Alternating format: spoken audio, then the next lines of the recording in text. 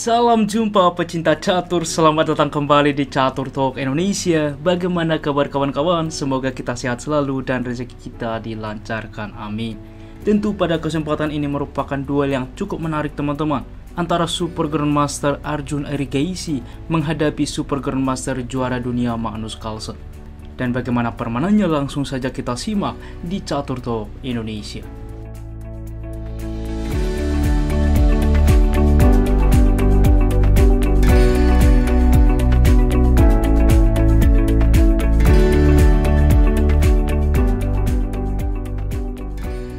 Baiklah teman-teman, di sini Arjun Erigeisi putih memulangkah dengan pion ke D4, dibalas kuda ke F6, kuda ke C3, pion ke D5, lalu gajah ke F4. Dengan gajah ke F4 memang menyerupai London System, tetapi ini dinamakan dengan rapot Jobava System.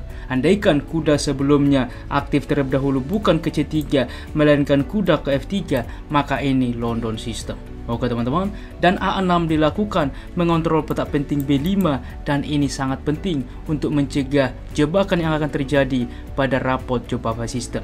Bagi kita yang masih pemula teman-teman, di dalam pos ini ada sebuah jebakan, semisal kuda ke C6 mengaktifkan diri, kita dapat membalas dengan kuda ke B5. Inilah tujuan rapot Jobava System, dan ini sangat berbahaya teman-teman. Semisal E5 misalkan, maka pion memukul pion saat ini. Kuda ke E4 di sini punya langkah yang menarik, yaitu dengan menteri saat ini memukul pion sentral. Dengan ide menteri memukul menteri, maka kuda memukul pion skak, waktu yang sama mengancam menteri. Inilah sebuah jebakan sederhana, dan kita dapat melihat bersama di sini putih signifikan lebih baik dengan keunggulan pion dan juga unggul posisi. Dan oleh sebab itu, kita kembali teman-teman, di dalam posisi seperti ini, dipilih A6 terlebih dahulu, mengontrol petak penting B5, mencegah kuda ke depan untuk aktif. Pion ke E3 berlanjut, maka B5 teman-teman dimainkan, selain mengancam ke depan, juga mempersiapkan fianchetto. Dan di sini sebuah langkah yang cukup menarik menurut saya dimainkan oleh putih, yaitu dengan H4 mengambil inisiatif teman-teman. Maka H5 langsung juga mencegah pion ini melaju ke depan, kuda ke F3 baru aktif, maka E6 berlanjut, dan gajah ke D3 dilanjutkan gajah ke B7. Dan kita lihat bagaimana kedua pemain mengembangkan perwira satu sama lain. Kuda ke E2 berlanjut saat ini, juga ke depan untuk mendorong pion tentunya, dan C5 ada thread ke depan menjebak gajah, sehingga C3 juga membuka akses bagi gajah, maka kuda ke D7, kuda ke G5 saat ini, menteri ke B6, lalu A4. Mulai mengambil inisiatif teman-teman. Kita lihat bagaimana Arjun Erigeisi mencoba menyerang baik dari sayap raja maupun membuka serangan dari sayap menteri. Berlanjut dengan C4 saat ini mengancam gajah. Gajah mundur ke C2, lalu gajah ke D6 menawarkan gajah. Di sini rokade dilakukan, dan kuda ke E4 saat ini menawarkan juga kuda.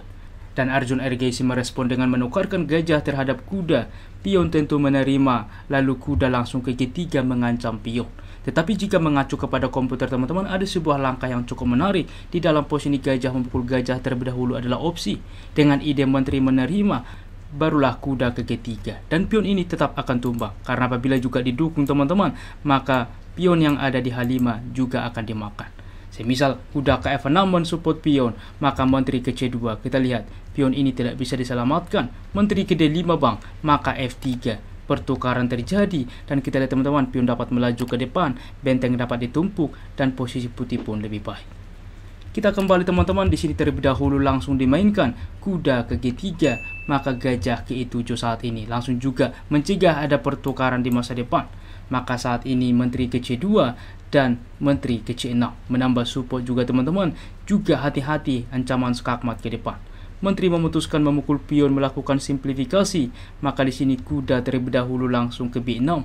Pion memukul pion mengancam menteri, pion memukul kembali sehingga menteri memukul menteri tempo skak, gajah memukul kembali. Di dalam posisi bahwa pion melaju lalu ke depan langsung E4 adalah opsi, terlebih dahulu langsung E4. Dan rokade saat ini dari Magnus Carlsen, kuda memukul pion baru saat ini, dan gajah juga langsung memukul pion. Sebelumnya teman-teman cukup menarik di dalam posisi ini bahwa kuda ke A4 adalah opsi. Mengapa ini cukup menarik? Ini mengancam pion teman-teman. Yang pertama, jika benteng ke B1, maka di sini akan dibalas dengan gajah juga memukul kuda sebagai defender terhadap pion sentral, sehingga gajah dapat memukul pion juga mengancam benteng. Setelah benteng berpindah, kuda memukul pion. Oke, yang kedua, bagaimana tidak ke B1 melainkan ke A2 misalkan, maka yang terjadi kuda dapat memukul pion C3 teman-teman, sehingga benteng tentunya terlebih dahulu memukul benteng, maka ada kuda melakukan skak ke I2 terlebih dahulu. Setelah raja berpindah, barulah benteng memukul benteng. Kita lihat teman-teman kekuatan pion di sayap menteri. Inilah yang menjadi keunggulan bagi hitam. Namun di dalam posisi ini kita kembali teman-teman, dimainkan terlebih dahulu oleh Magnus Carlsen, gajah memukul kuda, maka pion menerima. Gajah saat ini memukul pion, lalu gajah ke I5 menempatkan di sentral juga mengancam pion G7 ke depan. Berlanjut dengan menukarkan benteng terjadi di file A, maka benteng memukul kembali, benteng ke A8, simplifikasi pun terjadi, gajah menerima, dan di sini gajah ke D6. Karena apa teman-teman? Yang diinginkan Arjun Erigaisi bahwa pion ke depan tidak mau hilang. Karena sebelumnya walaupun adalah opsi yaitu dengan gajah memukul pion, masalahnya kuda ke 4 bagaimana menyelamatkan pion ini. Gajah ke H6, maka kuda memukul pion. Inilah yang tidak diinginkan Arjun Erigaisi. Kuda ke F6 skak, raja ke H8, F4. Sebenarnya ini juga masih cukup kuat ke depan, tetapi tentunya pion inilah yang tidak mau kehilangan dari Arjun Erigaisi. Dan untuk itulah teman-teman, kita kembali di dalam pos ini. Ia memilih gajah ke D6 sehingga ke depan dapat mundur untuk menyelamatkan pionnya. Raja ke H7 saat ini, kuda ke F4, gajah ke 4, berlanjut F3, gajah ke C2, raja ke F2, maka kuda ke D5 menawarkan kuda, kuda ke H5 menolak, raja ke G6, maka G4 mensupport juga. Apabila dimakan pion, maka tentu pion G7 juga akan tumbang. F5 dimainkan, maka raja ke G3, pertukaran pion terjadi, dan raja ke F7. Berlanjut kuda ke F4 menawarkan, diterima tentunya oleh hitam.